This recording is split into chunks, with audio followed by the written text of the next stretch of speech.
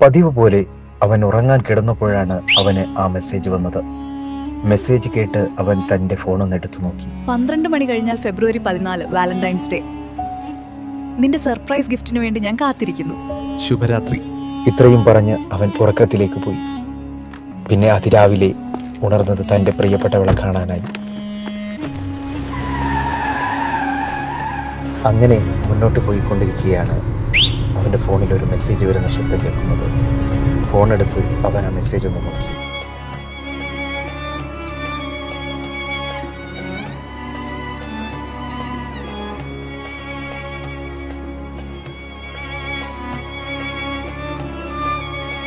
ഇതും ഒരു ഓർമ്മപ്പെടുത്തലാണ്.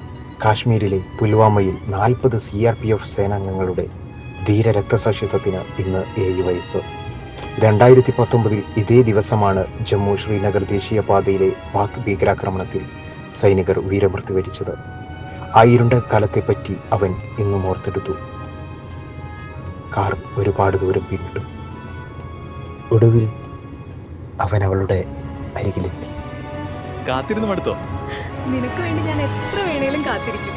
ഇത് കേട്ടപ്പോൾ അവൻ അഭിമാനത്തോടെ ഒരു ഗിഫ്റ്റ് അവൾക്ക് നൽകി.